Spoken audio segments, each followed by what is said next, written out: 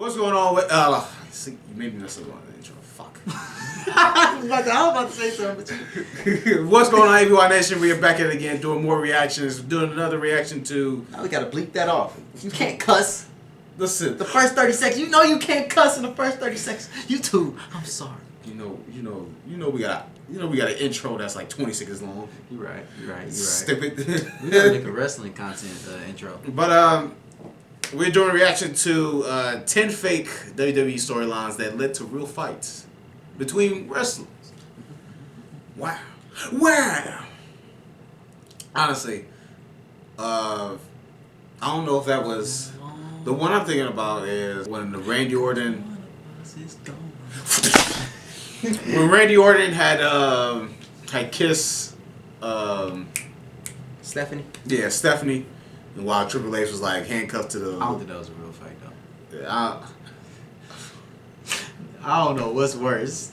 That Stephanie situation or Randy Orton messing with Hulk Hogan's daughter and he RKO'd him on the fucking car. Sheesh.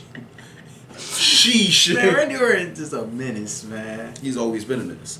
But let's get into this reaction. Hope you guys enjoyed it. If you do, make sure to leave a like. Subscribe to the channel if you're new here. We do appreciate that. Make sure you share our channel around with your friends, family, cat, dog, women, mouse. Oh, I got something we can react to after this.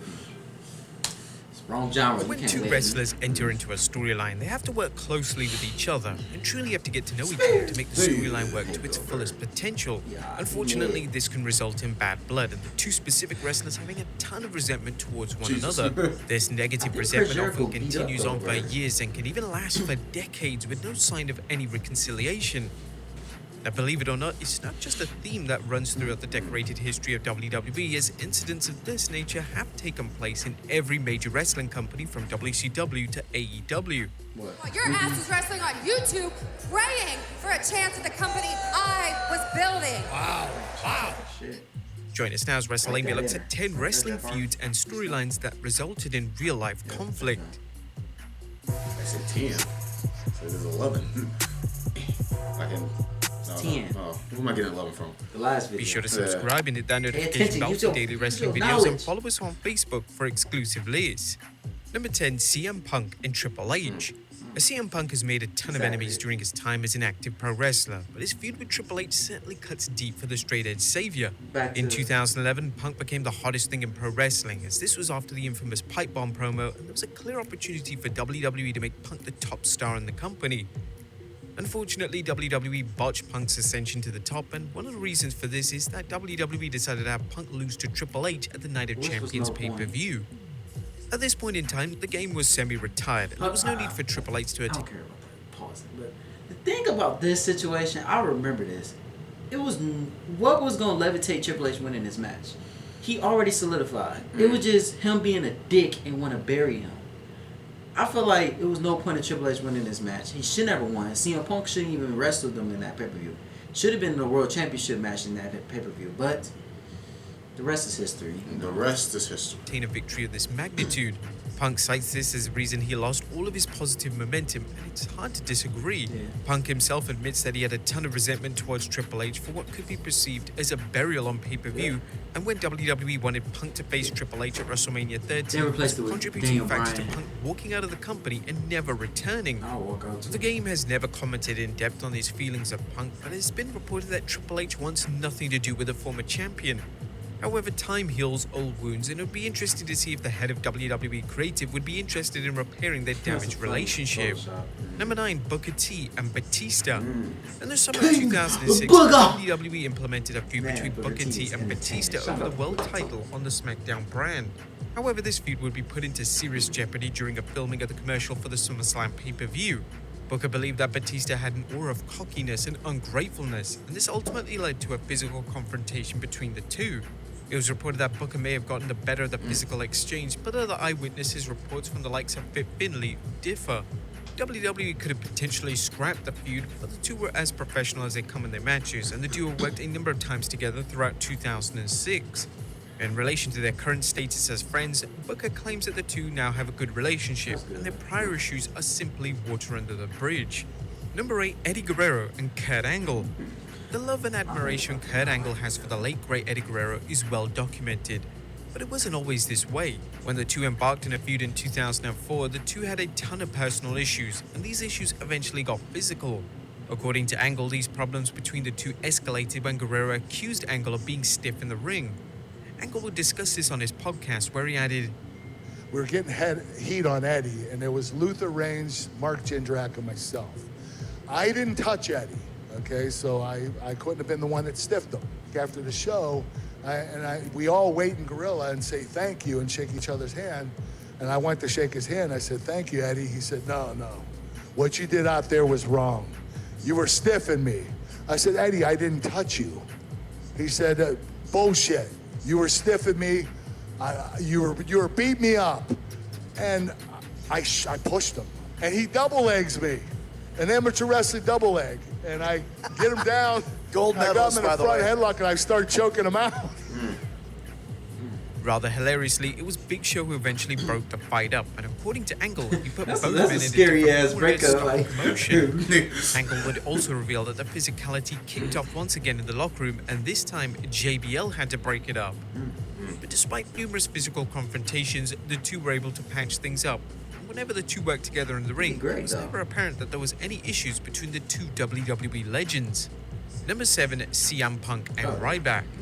The I know hatred about between this. Punk and Ryback is no secret, and it Ryback truly began when the sucked. two first worked together in 2012. Ryback was rather reckless with He Punk was in the ring, and reckless. this negligence resulted in Punk getting injured time and time again. Punk believed that Ryback had a personal vendetta against him, Okay. and this would lead to a confrontation between the two backstage.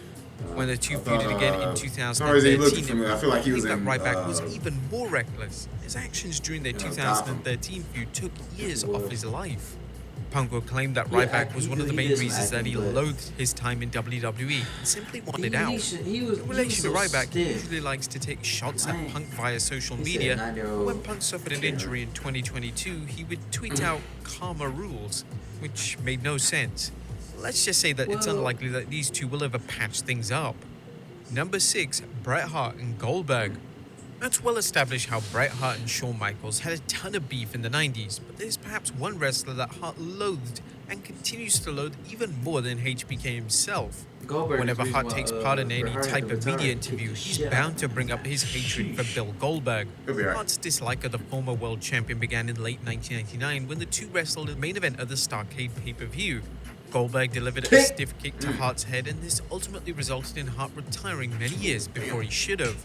Hart would never let Really this kicked bad the blood shit go, out. and despite Goldberg apologizing numerous times over the years, Hart has refused to accept his apology. In recent years, Goldberg has stated that he's finally done apologizing, and if he isn't going to accept his apology, then there's ultimately nothing he can do about it. Number 5, Bubba Ray Dudley and Batista. One of the wrestlers that Batista had an issue with during his time in Evolution was Bubba Ray Dudley. Jealous. When the two worked together in tag matches during the Ruthless Aggression era, the two wouldn't meet eye to eye, and on one occasion, everyone got severely hurt. Batista would discuss this during the WWE Network documentary titled The Ruthless Aggression Evolution. This is what Batista had to say in relation to working You with gotta watch one that. half of the This Dudley boys. documentary is We just actually gotten in the great. ring and Bubba came full on running at me. He just smacked into my arm and my tricep just popped. I went back and tagged Randy. I think he was irritated with Randy and I to begin with, just being that we were two big muscular guys who are now with Ric Flair and Triple H. I think he just hated it. At the He was always a dick to both of at us. the time, cause Number 4, CM Punk and Jeff Oh, Hardy. yes. Now, the most celebrated feud in 2009 was the feud between CM Punk and Jeff Hardy.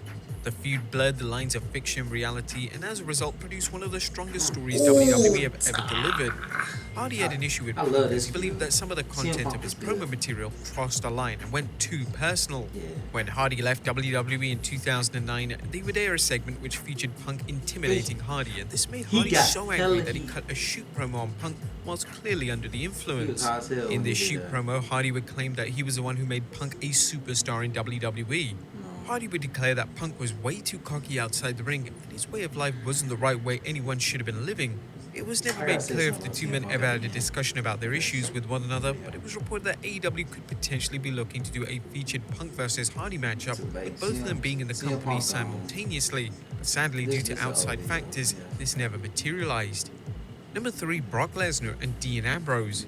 One of the most anticipated matches heading into WrestleMania 32 was between Brock Lesnar and Dean Ambrose. The two would collide in a no-holds-barred street fight, and fans expected a war.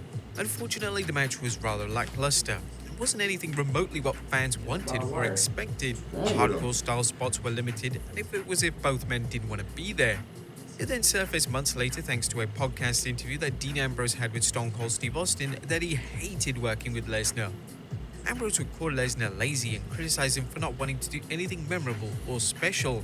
Ambrose would maintain this viewpoint for years, and in a 2019 interview with Wade Keller, Ambrose once again went off on the Beast incarnate. So, like, day of the show, he doesn't show up till, like, 3 o'clock. We've not talked about any of this match. Show starts at, like, 5. We're, like, 4th. So he's not very interested, like, doesn't really want to be there, you know? And this is the most important match of my life.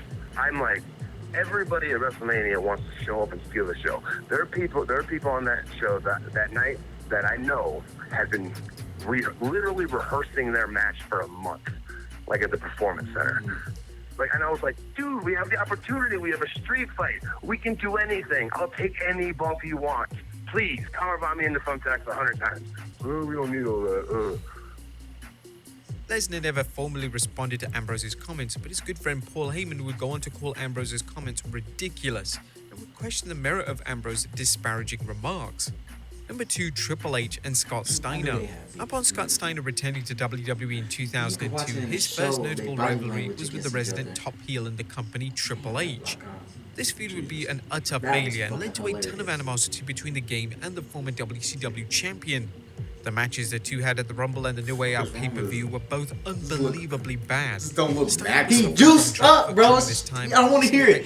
He is beyond juiced up. Steiner believed that the game Dante, was sabotaging him to make where the him hell look is you as at? bad as Stop possible. texting. Triple H was concerned that Steiner was going to take Alex his place DJing on today, he the should have card. been here.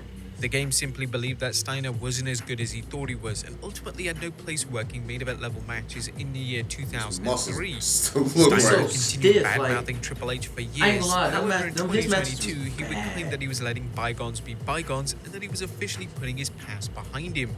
And number 1, CM Punk and Adam Page. On paper, CM Punk versus Adam Page sounded like a fantastic feud, but in reality, it was overshadowed by real-life drama. Punk's problems with Page began during the build-up to their Double or Nothing matchup, as Page reportedly said something that Punk wasn't comfortable with, and Punk from that point onwards seemed to have a strong hatred towards him. A short time after this incident, in an unplanned segment, Punk would call out Page, which seemed designed to embarrass him and make him look inferior as a result. Punk would then go one step further, and in his last AEW appearance to date, Punk would blast Page during an all-out post-press conference, referring to him as an empty-headed you-know-what, as well as stating that Page went into business for himself. It's worth noting that Page is universally liked by the AEW locker room, and it seems rather peculiar that it was Punk of all people to pick a fight with the former AEW World Champion. But there you have it, folks. 10 wrestling storylines that led to I really have like something to say about CM Punk. Like, okay, the thing with Jeff Hardy, CM Punk was already a star before Jeff Hardy was even like before they feud. Mm-hmm. But the reason why everybody, I don't like CM Punk. He do voice his opinion a lot. He do talk a lot, and he is very, you know, he got a big ego. Everybody have a big ego. Every big star have an ego. John Cena have an ego. Triple H have an ego. But the thing with AEW, in my opinion, and everybody have their own opinion. They always think CM Punk's the cancer, but my opinion, to be a $1 million company, you should not have your own talent being producers, as VPs or EPs. You should not have wrestlers that in that side of the business that mess up everything. Because first of all, in a wrestling company, you're gonna push yourself to be champion. Because currently, the EPs in AEW, they are champions. That you can't do that. You is executive vice president, executive presidents. They're like up there in the ladders of staff on the front office of that company. Yeah. So the fact that you're making yourself a champion, you're setting rumors on CM Punk. I felt like they was in the wrong to be one of the people that's in the high up there with the bosses. Like, and I heard like William Regal lost. He left like a month ago or two. He said AEW is childish. I believe it. AEW, I don't think it's gonna last for long. You know, there's probably somebody gonna comment and say, "No, AEW is gonna be forever." No, don't worry like that. Just because the game is called that, don't mean. no, just because like it's something different from WWE. It's more ruthless. I like that. I like AEW, but you can't lie. CM Punk made AEW far more entertaining, far more like how you say it, like the views went it skyrocketed. Since CM Punk left, it just went down. Shout out to Dean Ambrose. I mean John Moxley. He killing it, but they numbers won't hit the same without CM Punk. If CM Punk was still there, them ratings would be up still. I don't know where CM Punk gonna do now. It's because everybody don't like him and this and that. In my opinion, shit, damn near everybody in AEW is best friends with the executive presidents. Yeah. I feel like they need to change that. They need to demote them, not promote them, but is it demote? Demote, yeah. They need to demote them to regular wrestlers. They can get the little special pay, but they should not run things. They should not be anything with producers, vice president, anything. I don't give a fuck what Tony Khan's saying, but it's a formula disaster. It's just AEW is falling a little bit. Their honeymoon phase is over. Like I'm telling you, everybody's leaving. They keep hiring people. They are neglecting good talent. That's why people going back to WWE, because they show favoritism. I thought WWE showed favoritism. AEW bad. But I think that's pretty much it. But hope you guys enjoyed this reaction. If you did, make sure you leave a like. Subscribe to the channel if you're new here. Really do appreciate that. Make sure you share our channel around with your friends, family, cat, dog, man, and mouse. Alright? Make sure you follow us on our Twitch, Twitter, Instagram, all good stuff in the description. And make sure you tell the people out there that you mess with so they can share it with them and them, so we can have millions and millions of viewers on our channel. Cause you know why? Because it doesn't matter. always be yourself. Like, never change for no change, and never change yourself 100%. Change those bad things that you done did, or change those bad ways that you have, but never change yourself 100%. You need to be you to the day you die.